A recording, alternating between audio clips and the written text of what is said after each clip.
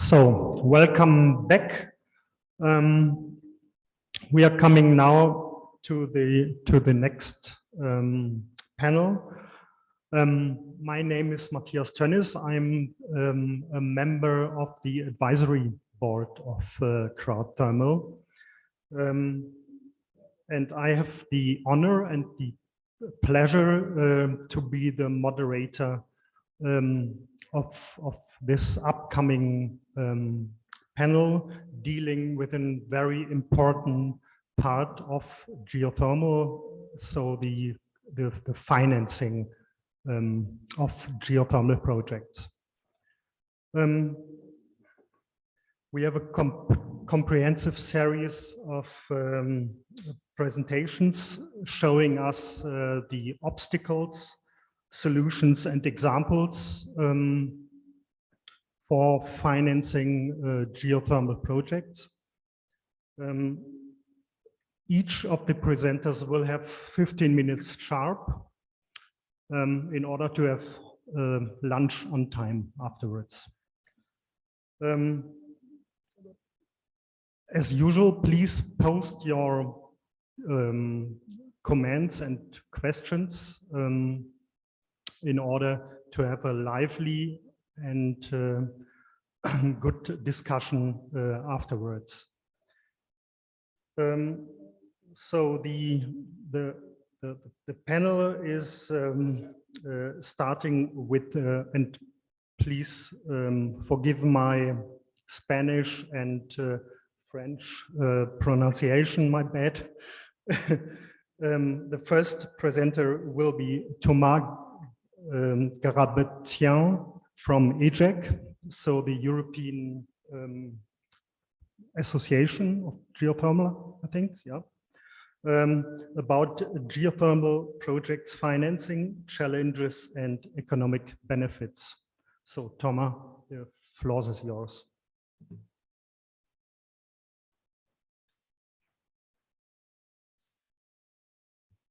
So thank you, Matthias, for this kind of introduction, and congratulations on the pronunciation. It was perfect. And thank you to the invitation to intervene and present in this CROWDTHERMAL international event. It's a pleasure also to be here in Madrid. Unfortunately, it's not the case for all the spectators to this event, but hopefully soon we'll be able to have again these full house events.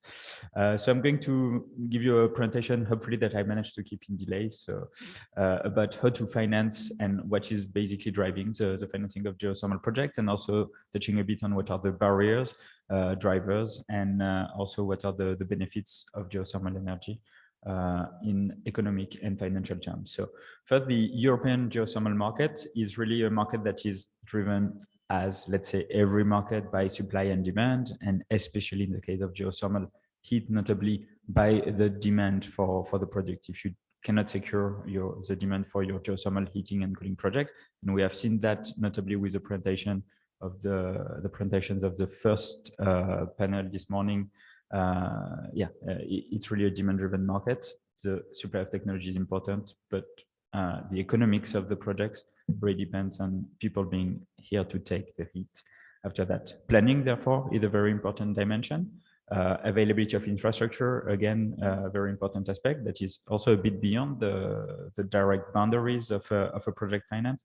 Availability of the right policies and regulation to know how, basically in what framework you are going to be investing, what guarantees you have from the regulatory framework about the viability of your project, etc. Knowledge of resource, we all know, is really crucial. So having access to this information is also a very important aspect. And then more directly related to the financial aspects, the availability of relevant financing scheme, which might help you to make your project economical, even though you don't, without necessarily needing some public support or needing more public support, let's say.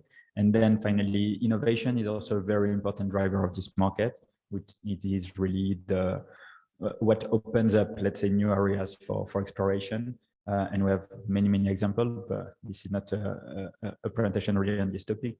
but it's typically crucial for especially all the use of lower temperature resources and also optimizing the size of systems.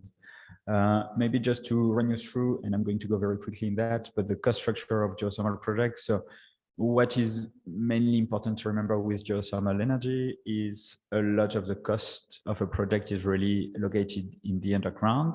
And this typically needs to be invested before we actually have very good knowledge of certainty as to the parameters of our project. So therefore, we have to spend a lot of capex before we know what income we can expect to receive with a lot of certainty.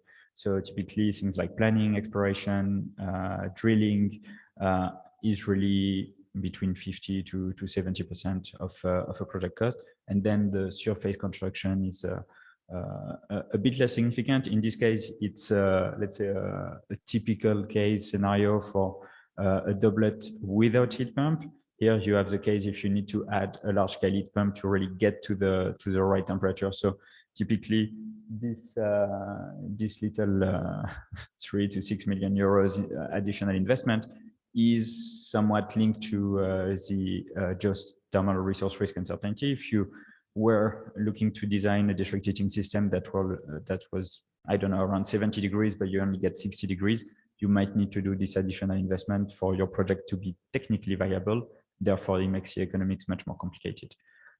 No, it's also quite true for geothermal heat pump system that the drilling is a very important part of the value of a project. So this is a typical case for a 50 kilowatt heat pump installation. So again, the drilling of boreholes and the design of the system is between half and 2/3 of the value of the project.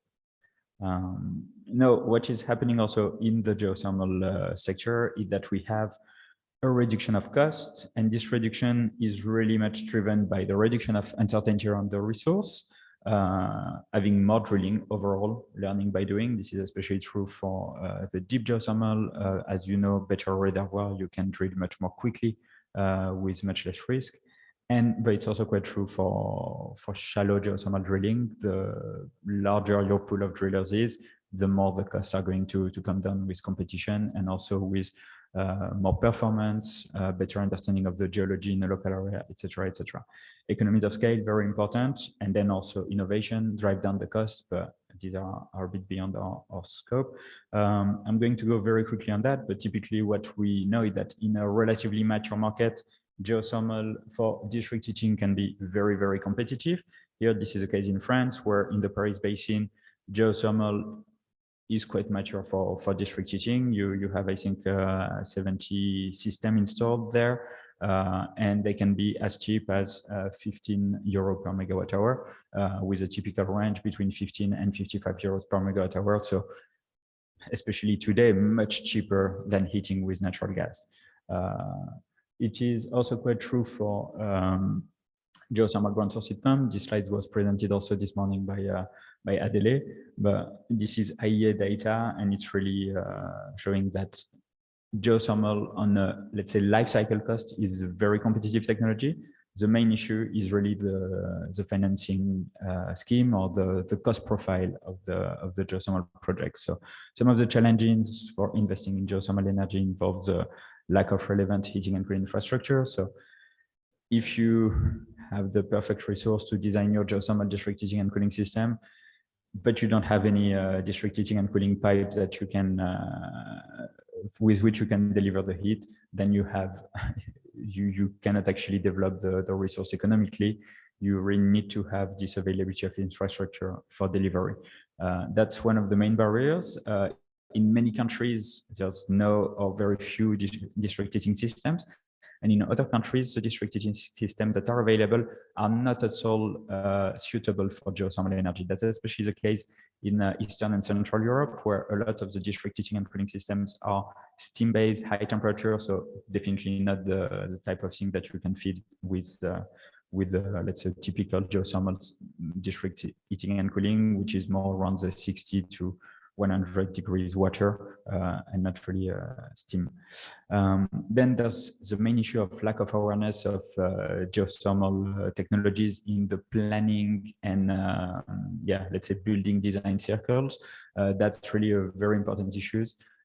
If people doing the heating and cooling plans of the local authorities are not aware, they can actually rely on geothermal energy at a given cost with these given parameters. I mean, they are never going to include that in the city planning, so you are never going to have the infrastructure, etc., or even just a zoning for geothermal projects to happen. And then it is very, very difficult for a private company to come and say, I want to do my project if the local authority is not on board, basically. And typically, we have other barriers that includes high barriers due to past dependency. So typically, that's one of the things we see overall in Europe today. We use a lot of gas for heating. We have a very, very developed infrastructure for gas heating. It's very challenging to switch away to renewable heating and cooling, and especially to things like geothermal that require significant infrastructure to actually happen. The lack of clarity of the regulatory framework is another barrier that's a bit less directly relevant for financing, but if you are not sure that you can actually operate quietly your system for 20 years, the economics is not the same as if you are sure that you can do it.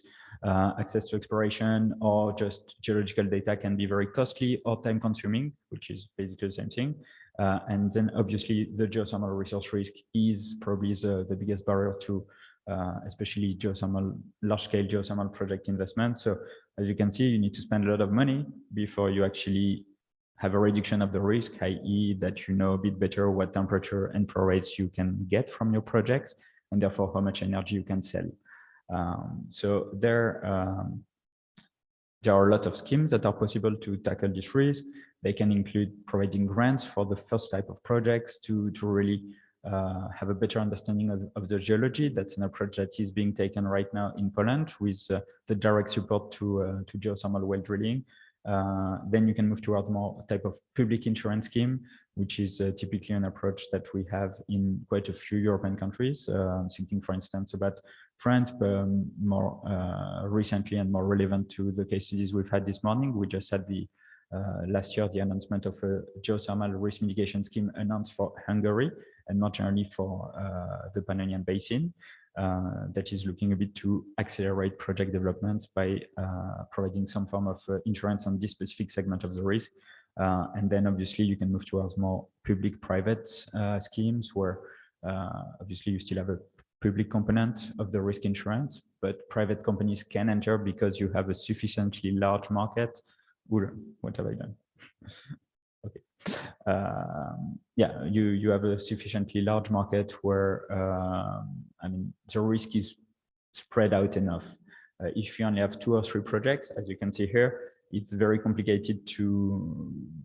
I mean, if one of them fails, then all the other ones are not going to be able to pay back on this project. Whereas if you have, I don't know, 50, 100 projects, then you can have a couple of them failing, and it becomes quite easy to spread that throughout your portfolio as an insurance scheme. It can actually happen just at the scale of one enterprise or even just one private insurance company. But right now, there's no real geothermal market that is deep enough, liquid enough, let's say, in terms of knowledge of the resource, in terms of numbers of projects, in terms of number of factors, etc., that you can have a fully private risk insurance. But we are moving there little by little. Obviously, you need to go from public schemes, which are quite successful schemes if they are well designed. Typically in France, there's an estimate that the amount of public money needed to leverage investments right now, I think it's I don't remember if it's 32 euros. So €1 of public money for, let's say, 30 euros of private investment leverage from this money. So it's a very efficient way to allocate public money to promote renewable energy, but it needs to be very well designed. And there's quite a lot of resources available for designing these schemes. Other type of topics of relevant schemes to accelerate the investment in geothermal heat projects. So we have many types of different support schemes that are available. Some include, for instance, feed-in tariffs for heat. This is a case that we have in Netherlands. It was very successful to allow a specific kind of development in the Netherlands, where currently it is changing a little bit with this year, the commissioning of the first district heating in the Netherlands. But mostly all of the deep geothermal projects of the Dutch deep geothermal projects were for greenhouse developers. So really heat for, let's say, process heat in agriculture. This is incidentally also a scheme we are seeing, a type of development we are seeing a bit in the south of Spain, in Andalusia. So they are going to develop projects, have a lot of use of the heat because they use that basically 24/7 the whole year. And so the feed-in tariff for heat is quite relevant. We are seeing also in France where the schemes are more for district heating.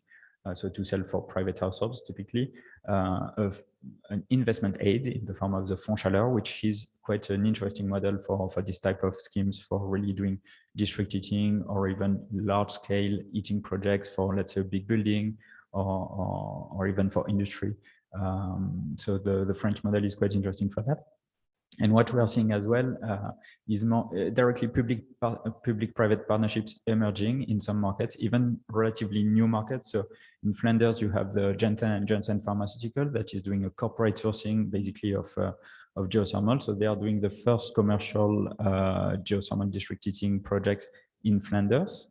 And they are doing that directly at an investment in partnership with the Flemish region, which is providing also some subsidies and also a lot of technical guidance.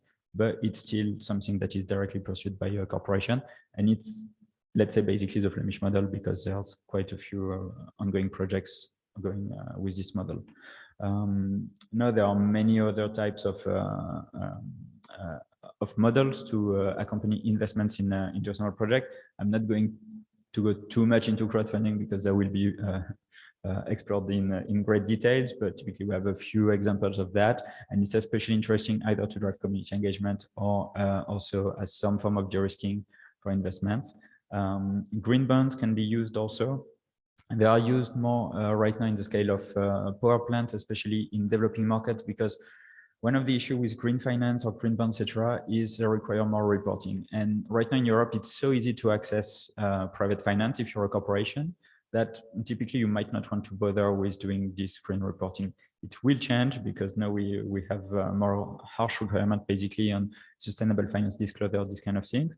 But right now it has not been really a preferred solution. Corporate sourcing also, as I just mentioned, is an interesting framework. We also have another example that's more for, let's say, not heavy industry, but still it's a high temperature project in Ecology in Alsace that is using heat for industrial processes. Stock market valuation is also appearing to be an increasingly interesting resource. With, for instance, the case of Vulcan Energy, which is basing its stock market valuation, not necessarily so much around its geothermal resource, but more around its lithium resource, but it's still going to valorize all its projects around at least double provision of geothermal power or heat and lithium, but typically if they can with the triple type of aspect. And then obviously there's conventional project finance, which is still a very important segment of project financing, loans, equity, etc., etc. And also for larger corporation, I'm thinking, for instance, of NG, NL, etc. They might not go for project finance and just have basically their company financing and just take from the pot. Heat purchase agreements are identified as an interesting also resource to reduce the risk on demand. So I've talked a bit before about the geothermal resource risk, which is helpful to reduce the risk on supply. So basically your project development risk. If you have a heat purchase agreement, it can also serve to a bit insure your project, guarantee that you have a signed customer basically for your heat. You will have the infrastructure available, and it's allowing you basically to approach investors and say, okay, my project is insured at the beginning, it's insured at the end. I need you to put the money with this normal, let's say, level of risk for project development. And then I can pay you back by selling the heat to these people. This is still an emerging type of model. It is right now being discussed to be included in the European regulations. to, as part of the Renewable Energy Directive, to typically incentivize more investment in renewable energy projects. Now looking a bit more in depth at the infrastructure challenge, it is a complicated topic to solve. It is very expensive to replace the grid. For instance, it's between 500 to 1 million, I think it's euro per kilometer, according to the diameter and the condition in terms of typically pressure, insulation, etc., that you want to have for your grid. And one of the issues also to keep in mind when we talk about heat is not electricity. If you do electricity, you can plug basically anything into the grid. You just adjust the voltage, etc. This is not expensive material to have, and then you can, it's in the grid. With heat, you really have to be at very precise parameters of temperature and pressure, and this makes it a bit more challenging. You need to have more, let's say, you need to have the right type of resource, which in the case of geothermal, we don't always have the control on the type of resource we get, except maybe with heat pump, but that again is an additional cost. So yeah, I think I might be going a bit over time, so I might not go too much more in depth. Maybe just to look at let's say a broader picture around the financing of geothermal projects. Basically what I want a bit to keep in mind is there are many different type of financing schemes available. The right schemes depends really on the level of market maturity. What we typically see that is always relevant for geothermal project is the availability of the right de-risking schemes. So reducing the risk basically is the key to any successful financing scheme. It's either reducing the financial risk or effectively reducing the risk. So actually exploration, for instance, better understanding the resource is a very important part of the business model of a geothermal project. Then public schemes can allow to reduce the financial risk because you might be able to pass the more risky part of the project development to the public sector instead of private developers. Therefore, you have a lower cost of capital. And when you have such high capex as you have with geothermal project, this is a very important aspect. Now, what we are seeing a little bit more is that also geothermal projects can start to be able to monetize some of the economic benefits they provide, either by mobilizing more public and political support. So typically today it's very important to have stable energy supply at a low cost, ideally, but at a stable cost is even more important. Geothermal energy has all these characteristics. It is directly a replacement for natural gas, which today is at the center of a very important economic, geopolitical, and more generally humanitarian crisis. So geothermal can be an answer there. But obviously it cannot just be an answer that you developed in the next 2 weeks. So it needs also a more integrated vision, etc. It does provide also a localization of value. Today we send a lot of more than 1 billion euros per day or week. I don't quite remember. Per day outside of the European Union to buy fossil fuels. We could keep this value if we develop geothermal, but also other renewable heat projects instead of importing fossil fuel. And it is also much more relevant for local economic development because with geothermal plants, you can also have a lot of secondary value. I touched upon the emerging geothermal lithium production, but there are many other type of benefit that can emerge from this project. Then also quite interestingly, and that will be probably my conclusion, there's a higher job intensity than fossil fuel. So it's a very interesting way to create jobs in the European economy instead of, well, not. So thank you all for your attention and happy to answer questions.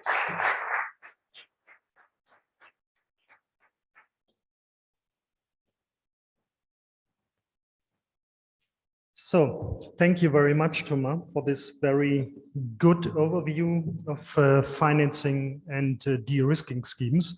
I'm sure there will be some questions afterwards.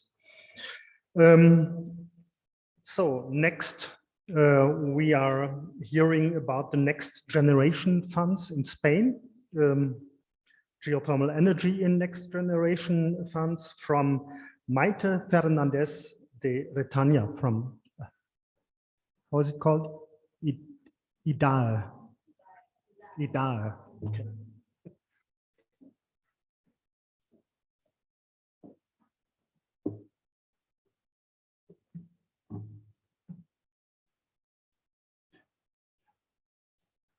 Good morning. First of all, I would like to thank CROWDTHERMAL for inviting us to take part in this conference and having the opportunity to explain you the lines of action that are being implemented under the Next Generation funds in Spain. Well, during these minutes, I will explain you what are the lines that have been designed and how was the approach to design them. Originally, the first line of action were aimed at improving existing building. But as new lines of action have been approved, the range broadens to new buildings, new facilities, and all applications, with the ultimate goal to achieve the greatest number of sector, greatest number of application, and the widest participation of the agents of society. In order to fulfill the objectives established in both national and community regulation. So, why is it important to promote renewable energies and specifically geothermal energy? It is essential to know where we come from, where we are, and where we want to be in the medium and long term. In 2015, the presence of renewable energy in final consumption was 16%. The Directive of Renewables of 2009 established a goal of reaching a 32% of renewables. But here in Spain, with the National Integrated Energy and Climate Plan, an energy planning tool, established an even more ambitious goal of reaching a 42%. Bearing in mind that in Spain in 2020, the share of renewables were about 20%, Spain faces the challenge of doubling the presence of renewable in the final consumption. So for this reason, the Next Generation funds represent a unique opportunity to be a booster to achieve this fund. Well, we all heard about Next Generation funds. We know that they were born because of the pandemic that hit our societies, leaving us huge consequences, both social and economic. And in this context, what did the EU do to alleviate these consequences? Well, the EU created a financial mechanism never seen before of 750,000 million euros to mitigate the impacts of the pandemic, while adapting the current productive model to the future challenge of society. These are energy transition, digitalization, demographically challenge, etc. And what have to be done to access this fund? Well, it's only one requirement, but very important requirement in the sense that every member state should submit to the European Commission one plan that includes all investment and all reform structural agenda which is in line with the economic recovery. And what does this plan mean for Spain? The Recovery, Transformation and Resilience Plan. Before starting to explain specifically each of the lines related to geothermal, I would like to explain briefly the plan structure in order to know how the different lines have been designed and as well as to be familiar with the terminology. As you can see, the plan structure is around 4 axes or 4 objectives that are ecological transition, digital transformation, social and territorial cohesion, and gender equality that overlap and intertwine, giving rise to 10 policy levels. The policy levels covers a wide range of action that ranges from health, education, culture, but those that have direct impact on geothermal are policy level 1, a rural and urban agenda, and the fight against depopulation, specifically project 2, housing refurbishment and urban renewal plan, And policy level 3, a just and inclusive energetic transition with the project under project 7, massive deployment of renewable. An important detail to highlight is that the plan consists of nearly 7,000 million euros. It should be known that 21%, around 15 million euros, goes to policy level 1, and 10% goes to policy level 3. Do not significant harm principle. What does it refer to? What does it mean? Well, all the lines of action that are covered by the recovery plan shouldn't lead to significant harm to any of those environmental objectives. These are climate change mitigation, climate change adaptation, sustainable use of water and marine resources, circular economy, pollution prevention, and protection of biodiversity and ecosystem. Now, previously I told you that the plan recovery includes all investment and reform structural agenda. In the following, I will explain those related to Project 2, Housing Refurbishment and Urban Renewal Plan. This project is managed by two ministries. On one hand, the Ministry of Transport, Mobility and Urban Agenda with 5,500 euros. And on the other hand, the Ministry of Ecological Transition and Demographic Challenge through IDAE, through the Institution of Diversification and Energy Saving, with a budget of 1,300. Well, the first two lines that were approved last summer were pre-5,000 Building Energy Rehabilitation Program and those 5,000 Urban Sustainable Development. And why does that 5,000 appear? Well, because this line of action are addressed to demographic challenge municipalities. In the previous slide of axis, in this case, overlap ecological transition and on the other hand, social and territorial cohesion. And why does it happen? Because the energy transition is not only an issue of the big cities, but also of all kinds of municipalities, large and small. They have to play a key role encouraging investment so that they could fix population and economic, and in the end, the benefits will flow back to them. The measures that are under pre-5,000 program are guided for energy efficiency on one hand, envelope through in the thermal insulation, in building envelope, monitoring system, energy efficiency in lighting, and on the other hand, the replacement of our fossil fuel-based technologies to geothermal in this case. And how can access to these funds?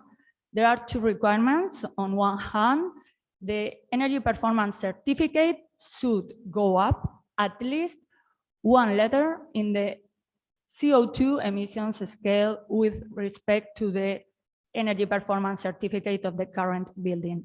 Additionally, a reduction of 30% of non-renewable primary energy consumption should be guaranteed with respect to the energy rating, initial energy rating of the building.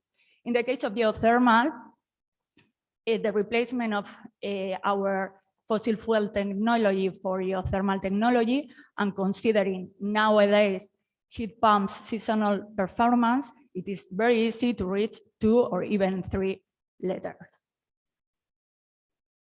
This program is endowed with 50 million euros. The desirable objective is that the refurbishment is as wide as possible. I mean, better acting on the whole building instead of one dwelling, combining as many measures as possible, measures of energy efficiency and renewable energies, so that the more measures are combined, the better energy rating could be achieved. This line of action pays special attention to energy communities and actions in those vulnerable areas.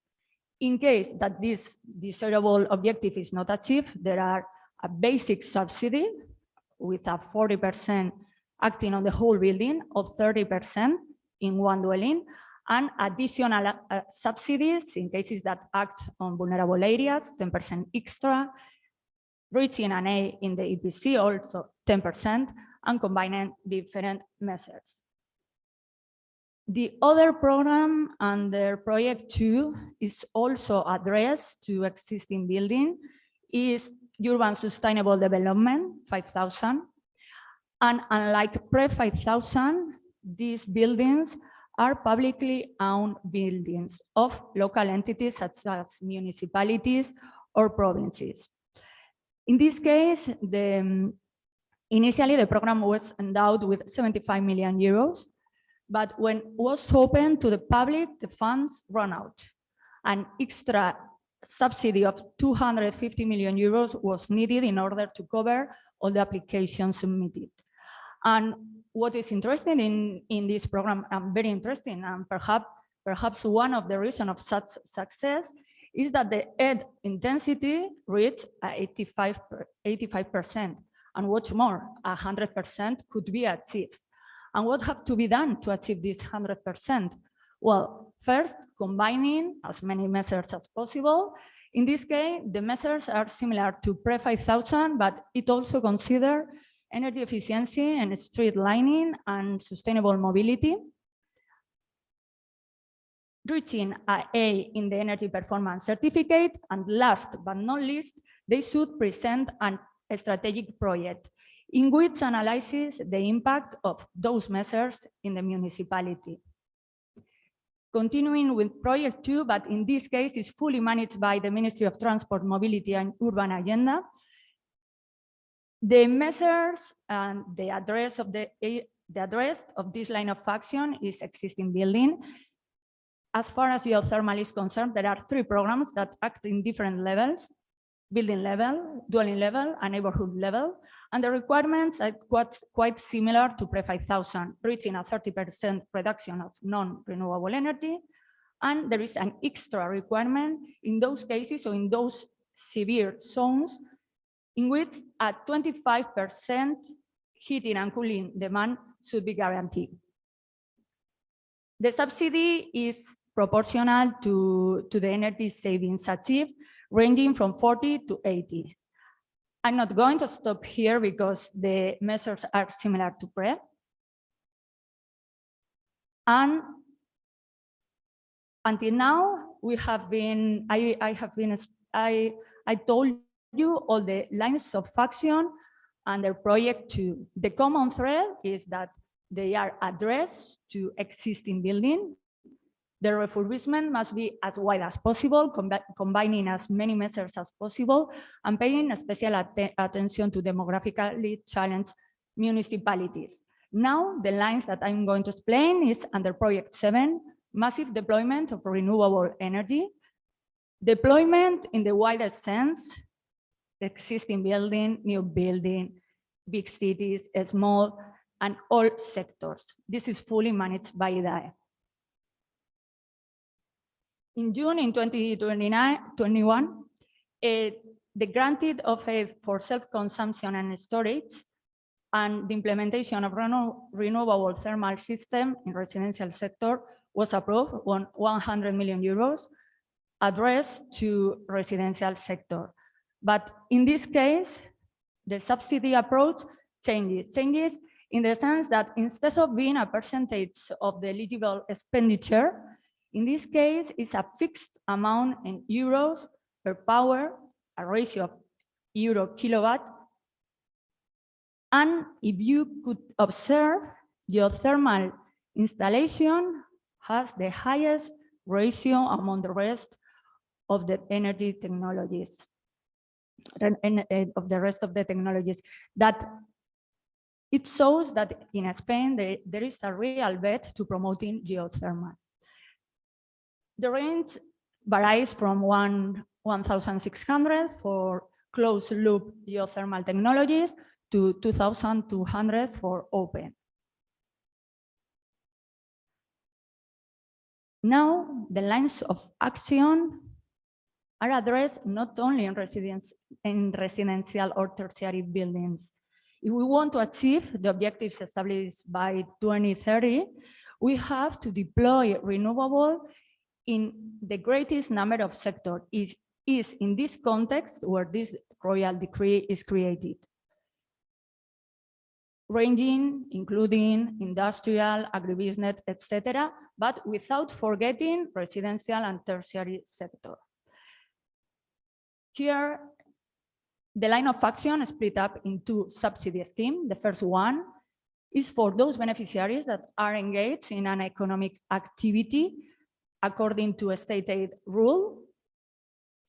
And the subsidy articulates depending on the size of the enterprise. For example, a big enterprise is 35% over the eligible expenditure and a small 45%. On the other hand, the subsidy scheme 2 is for those beneficiaries that are not engaged with an economic activity, and the subsidy is 7% over the eligible expenditure. This line of action also consider actions in district heating and cooling up to a power of 1 megawatt. And apart from that, renewable hybridization in order with the view always of getting the objectives for 2030. I take this opportunity to inform you that soon a new line of action is going to be published and is related to heating and cooling network with power up above 1 megawatt.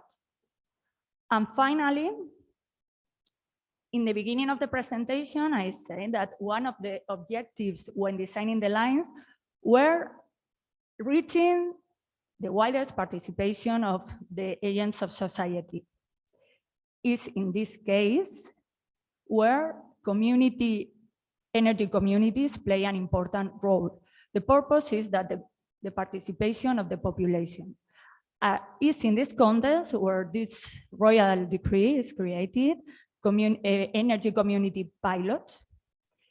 In the case of Spain, there is no a clear definition of what an energy community is because the directive hasn't been transposed yet. Sorry. But for the purpose of this line of action, the minimum requirements for to be considered an energy community is aligned with the directive and is creating a new legal entity. Secondly, an open and voluntary membership, and at least minimum 5 members. One of them should be a natural person or an SME.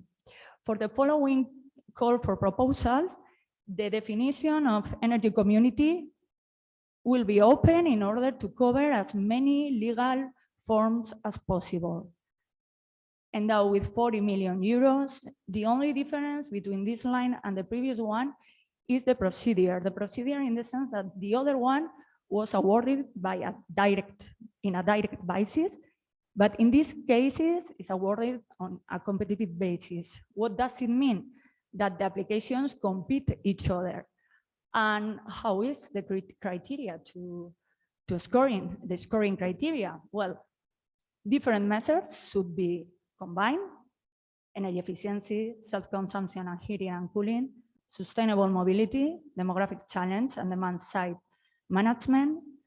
Also, it is also considered or given importance those energy communities made up by natural person or SME, and other criteria like gender and social analysis. The subsidy in this case for renewable thermal energies is 60%. Just a summary about all the lines I've mentioned.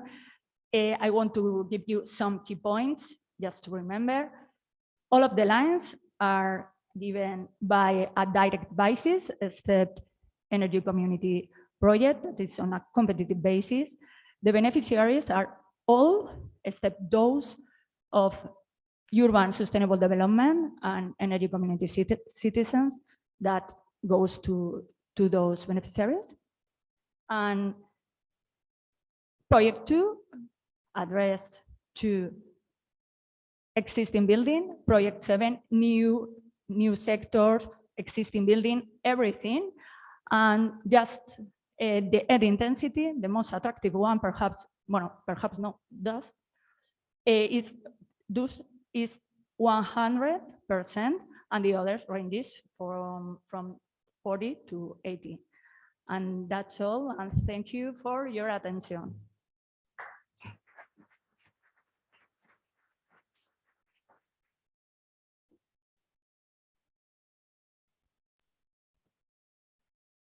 So, thank you, Maite, for this very good insight into this important project.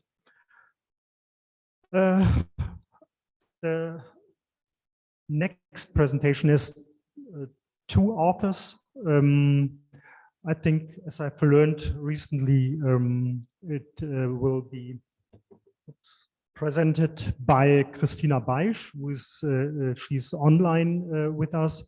But for questions and remarks, Ronald Kleverlaan from the Crowdfunding Hub is here on site and will be on the stage afterwards.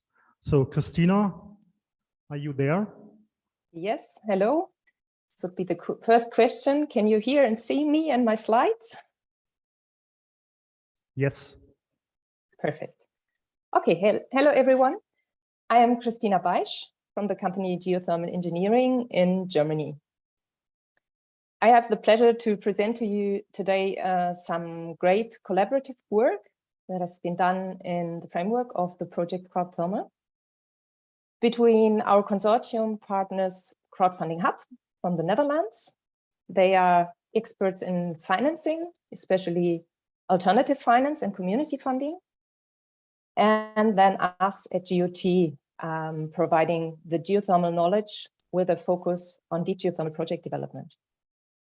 So I will talk about alternative finance schemes and risk mitigation for geothermal projects. And what it really comes down to is the question, how can a financial engagement of the public happen in the best way, meaning maximizing the benefits and minimizing the risks? And this is considering both sides of the story. On the one hand, the project developers, and on the other hand, the community investors, the crowd investors. And how can we balance out the pros and cons for both sides in an optimal way to create win-win situations?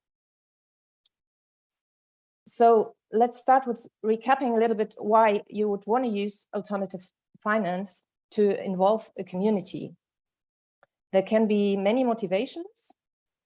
Obviously, it can be used for fundraising to close a financing gap that we often observe in the early phases of geothermal development. It can also be a way to give the community something back, to share the benefits with the local community. It makes the outreach to a larger community possible. And it can increase the chances to obtain a social license to operate. So start with involvement and then increase real commitment and reduce opposition of the project. And it can be part of a larger engagement strategy where you increase transparency and ultimately, hopefully, trust in a project developer, or in a process.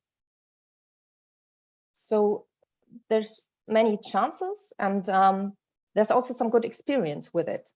In the beginning of our project, we had a look at several case studies, also from other renewable energies, and we identified some best practices that we can learn from. One of them is to focus on impact investors rather than the highest possible financial return. Another one is to start with a small involved community that you really build, and then later on enlarge your target group for investment. Another good idea is to involve potential users like future heat customers in the development and also financing of a project, because they are the ones that tend to remain committed throughout the process and the project. And it's also very important to know the rules before you get started. there's a lot of different regulations and also possible support schemes that you can use, but they vary between EU member states. And we dedicated an entire report to that topic. You can see on my slides here, sometimes there's footnotes with the respective reports that we produced on some of these topics. So if you're interested to learn more, just note down the number, and they are all available for download on our webpage. So financial engagement of the public in geothermal can have many benefits, and we've seen that it can work. But having said this, the community-based funding for geothermal must always be accompanied by appropriate risk management and mitigation strategies for the project developers and the community investors. And why is this? The reason lies in the so-called exploration risk or resource risk. And this is what really makes geothermal different to wind or solar projects, especially when we're talking deep geothermal. And Thomas Garabetian from EGEC has already pointed this out. What it essentially means is that subsurface operations are always associated with uncertainties regarding the quality and especially quantity of the resource when we're using hydrothermal resources. So by the time the resource is proven, costs in the order of magnitude of many million euros will have accrued or occurred. And this is capital at risk. It is in danger of being lost in case of project failure. So if this community funding is to be used more widely in the future, and in order to prevent bad stories, this exploration risk must be tackled. It must be addressed. It must be clearly and honestly communicated, and it must be reduced to a portion that the public investors can absorb. And one of our first tasks in this mission was to understand the chances and limitations of different alternative finance solutions in this context of geothermal project development and the sector-specific resource risks. And we did this with the help of 9 case studies where community funding had already been used in the past in different project phases and with different strategies. You will have heard of crowdfunding as the most commonly known solution, where funds are raised from the public in exchange for either shares or dividends of a project. It can also be a cooperative, and this would be the crowdfunding equity, or in exchange for a fixed interest rate, which would be the crowdfunding loans, or in exchange for certain rewards, like a reduction on the energy bill, or lower energy prices. That would be the reward-based crowdfunding. There are, however, other models and strategies like direct lending, green bond schemes, or leasing, where we find examples in geothermal. And there's also more models that we know from other market segments or that were brought forward by the CROWDTHERMAL project. And again, you can find a report on this if you are interested in finding out more. The case studies helped us to derive an inventory of the key advantages, the potential risks, and possible mitigation measures for the most common alternative finance strategies. And this inventory enables informed decisions when choosing a specific alternative finance instrument for fundraising or as an investment. The case studies also helped us to derive first guidance on which alternative finance solution is best suited for which project phase. And there's some guiding questions along this way. One of them is the amount of capital that is needed. You can see the cost curve increasing over time with a varying slope. And there's also the risk level of an investment, which is reflected by the resource risk curve. And all this determines which type of capital is needed and then the suitable instruments you can use. As a very general guideline, we can say that crowdfunding equity or the reward-based crowdfunding are very suitable in the early project phases to raise additional funds and to increase local support, local project ownership. They do, however, involve a relatively high risk of financial losses. So they are only suitable for investors with a relatively high risk appetite or risk absorbing capacity. People with a low risk appetite will rather look for loan-based methods. Let's see here. They are, however, challenging for the project developer, especially in the early phases when it's still very difficult to predict the project timing and also the project results. This is why we recommend loan-based methods only after at least one well has successfully been drilled. And this is unless some sort of guarantee mechanism is in place. This leads me to my next slide. This was one of our assignments in CROWDTHERMAL. We proposed a framework for a new risk mitigation scheme that can complement alternative finance in geothermal. And we did this based on the findings of the GeoRisk project that have also, some of them have been shown by Thomas from EGEC earlier on, especially the transition of de-risking schemes according to market maturity. So we propose to set up a risk mitigation fund that shall ideally be sponsored or financed by a European transnational financing body. Projects that apply community funding can apply to that facility. And the support consists of different components. First, there's a match funding component. Match funding means that all the funds that can be raised from the public, here community investors, shall be matched with the same amount from the risk mitigation fund. So this increases the funds that are available for project developers. It also encourages a successful and ambitious community funding. It reduces the amount of risk capital that a project developer needs to provide, and it can also improve the bankability of a project. The second component is a set of loan guarantees that can be backed by a trust fund.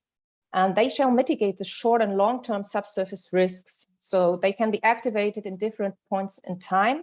For example, in case there's a dry well and an economic project is not possible, and the project needs to stop. In case they are needed, they will be paid via the intermediary facilitating this community funding process. So this can, for example, be a crowdfunding platform. So this would be without involving the project developer in order to ensure that the community investors will not be subordinated to other creditors in case of project failure. What can be achieved by such a mechanism is that the applicability of the loan-based strategies is broadened. So even people with a lower risk absorbing capacity are given the chance to be part of a project from the beginning. The framework ensures that geothermal crowdfunding becomes less risky for community investors, so the investment will become more attractive. And for project developers, it means that more projects become economically feasible and there are more positive investment decisions expected. We recently quantified these effects by an economic analysis. This analysis confirmed that such a framework has the potential to really help the industry and address many of the financial challenges and barriers that are present in the market. Of course, in order to be able to do that, it has to be noticed by market players. It has to be visible, and eventually there needs to be a sponsor for the scheme, and this is obviously the largest challenge. So we are currently active in disseminating the information on this concept and idea. There's a lot of nice information material that can be shared, and future CROWDTHERMAL tasks will also include an assessment of potential financials for such a scheme. Moving on to my last slide, and this is really a little bit of the conclusion we had after working with these topics for 2.5 years now. It's really the question, how can we find the best strategy for involvement? And we propose a stepwise approach for project developers, with the first one probably being the most critical for success. So a project developer should start with the question, why does he want to involve the community? And what does he want to achieve by involving them? So is it the fundraising? Is it the support? Is it just a moral obligation? And what is he willing to give in return for that? So how much of the benefits is he willing to share with the community? And how much voting rights or co-decision power is he willing to share?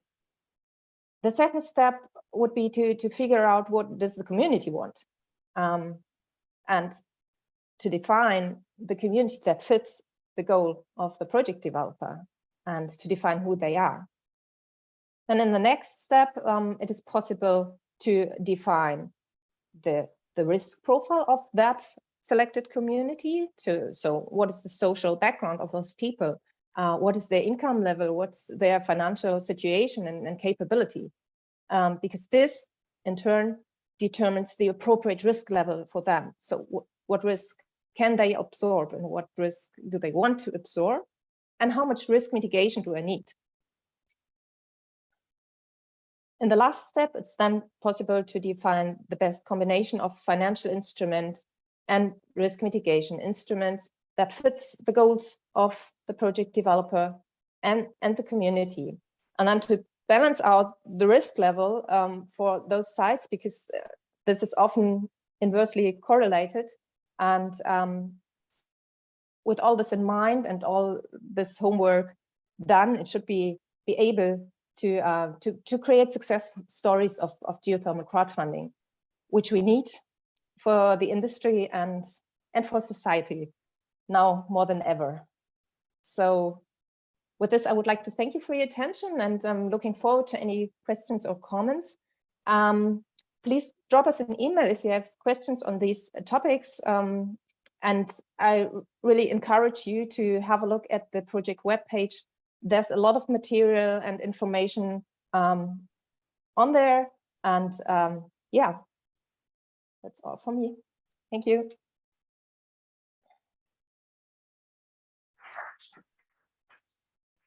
Thank you, Christina. Thank you very much.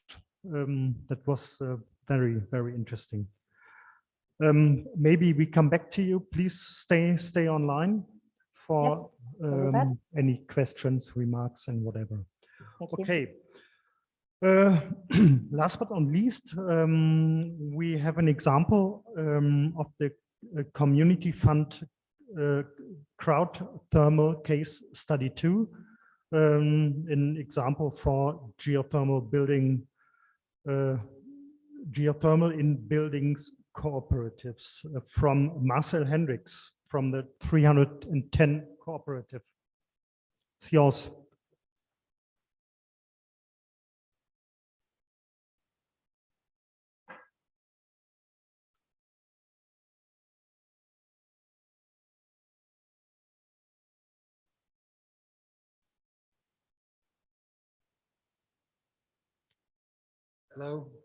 Hello everybody.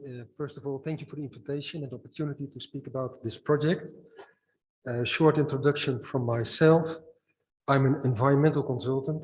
I also have professional experience with geo-exchange systems, but today I speak as a member of the building cooperative and also as an end user of the geothermal system, what is already existing at this moment. So a little background information and history about the project. So this project that started as an initiative of some people living in a neighborhood of Madrid, in the city center of Madrid. And the municipality decided back in 2012 to put a land, what was used for offices of the municipality, on the market. So yeah, the neighbor, I as one of the persons, and with other people that I knew, we were looking for another apartment in the neighborhood where we were living. So we thought that that would be a nice opportunity to see if we could join a cooperation and to see if we could take advantage of that. It was also during the crisis. So at that moment, the municipality put it on the market as in a tender, but because of lack of interest from developers, we had the opportunity to organize ourselves in a cooperative. Among the initiators were architects and also other professionals with experience, so that gave us a good position to start with the project.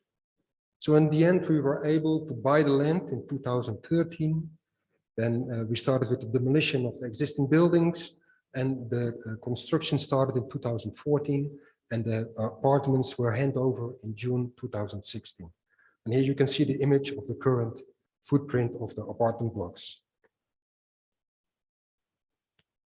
So as the initiators were also the end users of the apartment blocks, from the beginning for us it was clear that energy efficiency was very important. So the geothermal system was already in the project right from the start. And of course, a geothermal system is only part of the total puzzle that you have to make.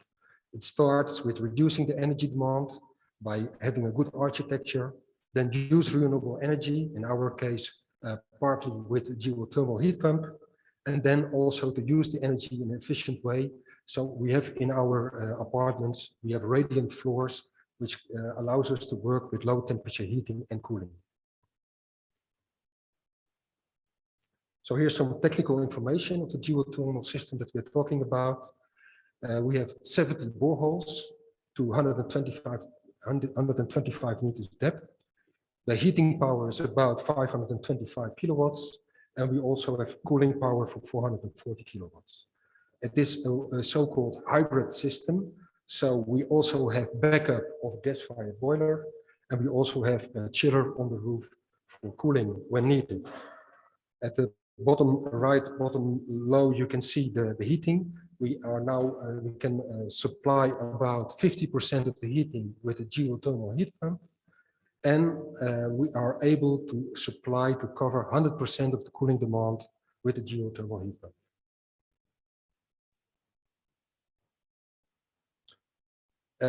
Yeah, we are in the city of Madrid, so land is very expensive. So there was no space around the building. So the geothermal boreholes are all below the building. We have them in 3 sub fields, as you can see, and they are below the parking levels that we have.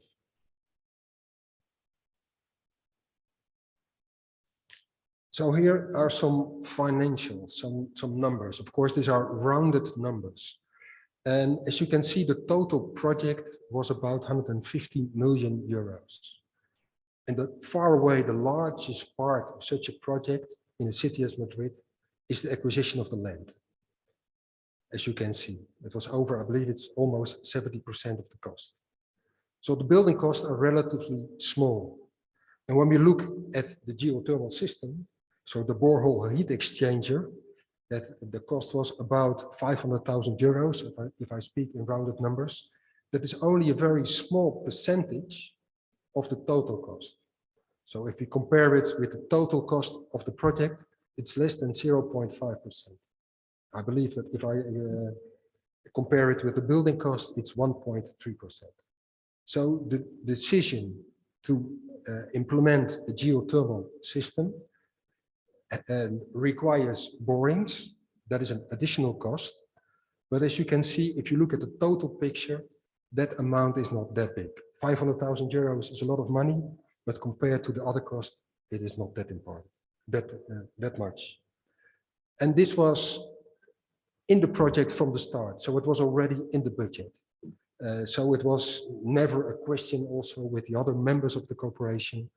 It was a fact, and this is totally funded by the people, by the members of the cooperative, and now which are now the owners of the apartments. So Some conclusions or lessons learned from our project, that if the project is developed by the future users, they are also interested in the comfort and the efficiency of a system. So yeah, also with the knowledge of now and everything what is happening nowadays with raising energy prices, it was a no-brainer. For us, it was clear that we wanted to have this in the project. For a successful implementation, it is very important to have it clear from the start what your objectives are, and also during the project to keep to the roadmap that you have, because of course people are starting about cost and possible savings, but we wanted to have the geothermal system in our project.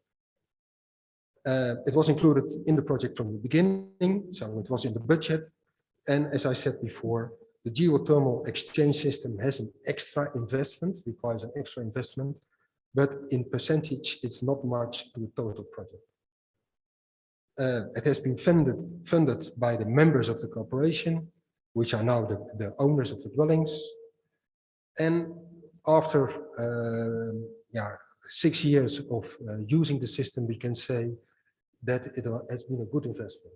It gives a good energy efficiency to start with, but in combination with the radiant floor, it also gives a high level of comfort. The radiant floor in those apartments is used for heating, which is quite normal in Europe, but in a city as Madrid with very hot summers, we also use it for the cooling, and that is really a high level of comfort in a city as Madrid. So during the summer, when we can reach temperatures outside of 40 degrees, with a radiant floor, it's very easy to maintain the apartments at 25 or the temperature that you want. And yeah, because of the rising energy rates, there is more and more interest in this kind of systems. So yeah, recently we also have been approached by newspapers for interviews. So people are now looking again at this kind of existing applications. And looking back, I think it was a very good decision to have the geothermal heat pumps in our project. But today there are even more reasons to do it. I already mentioned the rising energy rates. So the payback time is reducing. But we also now with electrification. So in our project, we still have the backup of a gas-fired boiler. If we would have to do the project again, I think it would be better to use it with aerothermia. So with a heat pump that exchange the energy with the outside air. Yeah, and also as a professional, as an environmental consultant, I see that more and more interest from investors is there for ESG, environment, social and governance. So really people are looking for sustainability. So as the owner of a building, I can say that really the extra cost that we put in this project also gives a payback in a higher price on the market of our apartments. So yeah, I think that geothermal is a very good option, especially in urban environments, because there is no objections from people in the neighborhood to do it. It's all below the ground. You don't see it. It has a low impact. So it's really something to consider. Thank you very much.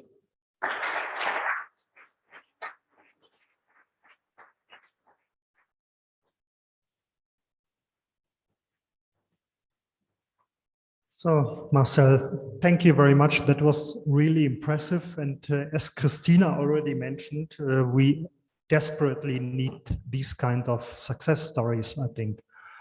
So I would ask the panelists back on stage for possible questions. Additionally, Ronald, who's supporting Christina. So first of all, I would start with any questions, remarks here from the audience. Over there.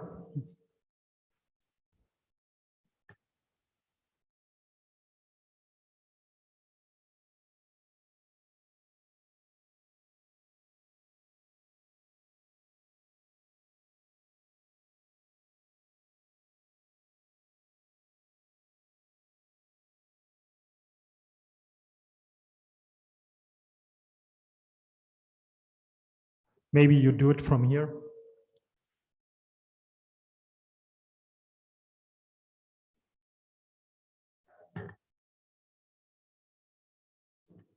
No.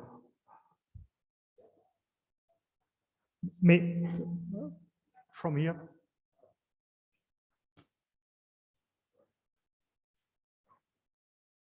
I have a question, Thomas. As I remember, you have a figure about comparing the heat produced by gas boilers and geothermal, and the data comes from 2019, maybe around. And we know the gas price is increasing dramatically. And do you have any data regarding geothermal? I mean, increasing the price. For example, the casing, the pipe. In Hungarian case, the casing and pipe came from Ukraine. And nowadays, the price is doubled at least. So do you have any calculation about that? So short answer is not really. Longer answer is, I mean, typically we see today, indeed, there's a crunch on the market for steel, market for cement to some extent as well, especially the technical cements for thermal conductivity. That's more quite a general supply chain crisis, not specific to geothermal energy. It's a little bit difficult to estimate the impact because it really depends on where materials are sourced. For some, in some cases, it actually, because the geothermal value chain is relatively European, especially compared to a lot of other technologies, it can actually be comparatively a benefit in some cases, and especially with the war in Ukraine, now it makes a lot of things a bit more complicated.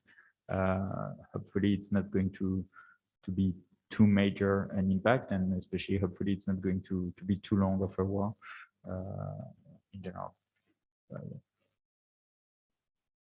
And anyway, I mean, just also the cost of energy, fossil fuels especially, has exploded so much that even with higher cost of materials, it gets amortized very, very quickly. I mean, right now we pay, because that are totally insane for, I mean, we pay for just gas costs that we were not willing to subsidize for things like geothermal power. So it's just a range of money that we just spent on that is just crazy. Any more questions here from the audience? Maybe we have other ones from outside. Yes, we have received 2 questions via the chat. So this is a question for Marcel. Is effective payback time now for the project in Madrid? And what do you think was the crucial factor to get the community committed to the project?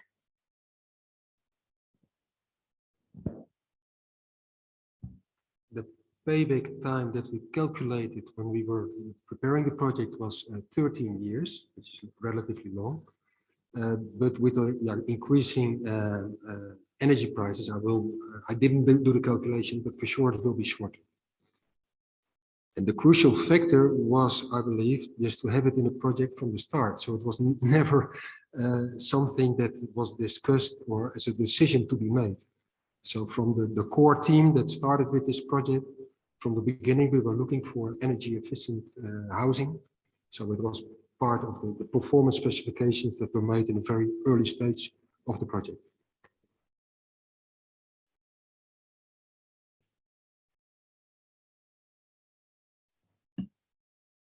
Okay, any more?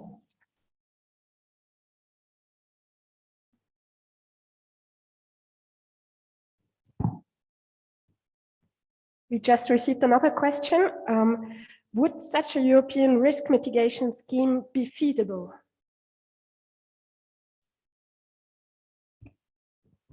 Okay, I can say something regarding that, but I suppose there's others who can say something regarding it. The idea is not new. There's been calls for such a pan-European de-risking schemes for many years, especially the idea of the so-called EGRIF European Geothermal Risk Insurance Fund, I think, that was brought forward by the project GeoELEC, and Thomas, you will know more about it than me. But yeah, there's a lot of potential barriers for such a scheme, because even when we talk on a national level, it's very difficult to implement it. You really need the commitment of the policy makers, the authorities, and it needs to be legally very, very clear how to set up such a fund. And this obviously gets much more difficult when you're talking on a European level.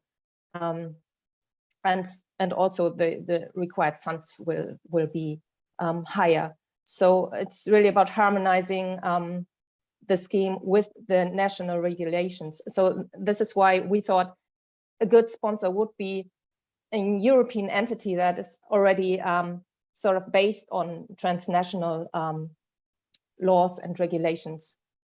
But there's a lot of challenges in it, of course. I don't know, Thomas, do you want to add something to that? Perhaps I can also add something to it. Sorry, Ron. If you look into a bit more than just geothermal, it's not something new. Also in other industries, it has been used quite successfully already. But indeed, the devil is in the details. It's really about how can you structure it in such a way that it works for these geothermal projects. But you need to have political support. Either it's political support on a regional or national level, or if possible, indeed, on a European level, because then you really have the power. But this is a political decision process. Perhaps you want to add something to it. Yeah, maybe I can also give you an update a bit on the situation. So indeed, the EGEC was one of the proposals that was pushed forward for notably the GeoELEC project somewhere in the 2012 period, 2012. So it was a bit of a different political environment right now. So as EGEC and more generally the European geothermal industry is working on the inclusion of a geothermal risk mitigation scheme as part of the revision of the Renewable Energy Directive. So right now already the European Commission proposed to include risk mitigation schemes to reduce the cost of capital of renewable heating and cooling projects. That's a very long sentence, but that's what they put in their proposal for a revised Renewable Energy Directive. This is very explicitly for geothermal de-risking schemes. What we're working on now is how to set up actually a European framework. There are a lot of barriers, as Christina mentioned.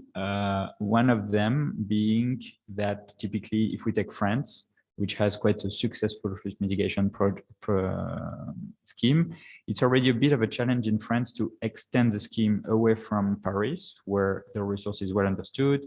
We know how to ensure projects, there's very high success rate, and just put it in the southwest of France, where there's a relatively well understood reservoir, but not quite to the same degree of maturity as in France. So already there was a challenge which they managed to settle nationally, and now all of France basically is covered by this scheme.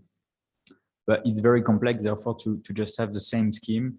Like if we ask the French to expand their scheme, for instance, to ensure, I don't know, for instance, like take Spain, where we have very little knowledge of the geothermal resources, and therefore the financial risk is relatively high. It makes the sustainability of the scheme quite complex. One of the proposals we are working on right now is to have the EU, which is quite used to do this type of de-risking scheme, to put some money on the table to say, okay, we have a pot of money that can be used by countries to finance de-risking schemes. So this is something that was used, for instance, for the recovery of the 2014 economic crisis in Europe, which was called the European Fund for Structural Investment, was used to de-risk a whole bunch of different projects. It included energy efficiency, windmills, normal industry projects, and whatever. And what we want is to have a fund that is dedicated to renewable projects in general, not just geothermal. And where, for instance, if I'm Spain and I say, okay, I want to look at a de-risking scheme, I would like to my fund to be this size, and maybe it could be guaranteed by this amount of money from the European funds.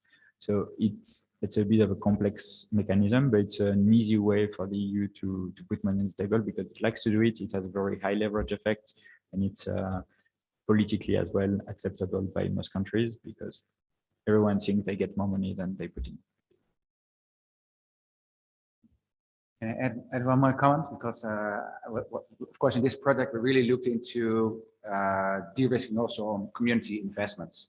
And I'm always focusing on always the glass half full. So there's a lot of potential. And one of them, what we can look also into is that since this year, we also have already a pan-European framework for crowdfunding, so for community investments. So if you take it from that point of view, there is a scheme now, there's a framework now that's applicable everywhere in Europe. The same regulation is in place. And there are already research being done how to combine these European crowdfunding projects and frameworks with these European funds. So the puzzles pieces are there already. We only have to make sure that we have to connect all of them. So I think there's an interesting potential. And especially also for community investments and also to de-risking these investments. Okay, we have one more question. Okay. Yes, so we have one more question here from Imre.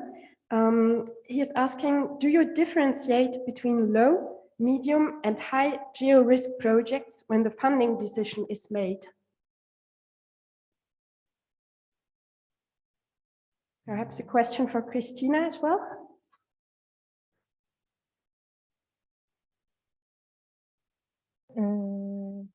I'm not sure whether I understand this question right. You're not meaning high, medium, and low enthalpy projects, or are you? Can you repeat maybe? Yes, I will read it again. Do you differentiate between low, medium, and high geo-risk projects when the funding decision is made? Yes, that's crucial. So Christina, what we proposed for this framework is that there will be like certain conditions for the application, what they need to contain, and then there will be an application and evaluation procedure looking at certain aspects. But it would not be, and the applications would be assessed by a team of external consultants from different disciplines. They would not be the ones quantifying the risk of such a project.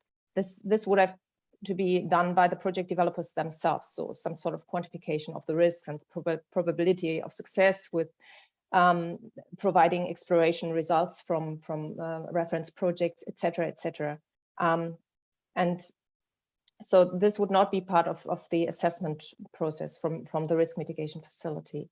And we especially set up this project to be open to all projects. So high and low enthalpy projects would be able to be funded under this scheme. Because we see that in Europe, we only have very few places with high enthalpy resources. And most of our resources are low enthalpy hydrothermal projects, and that would be they are eligible for support in this scheme too. I hope this answers your question.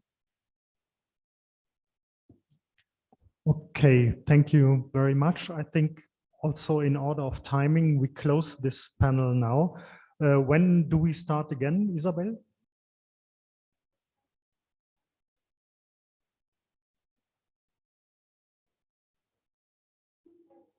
(2:30). Okay, we meet again here at 2:30. Thank you all the panelists, but it was really interesting and very helpful, I think. Thank you very much.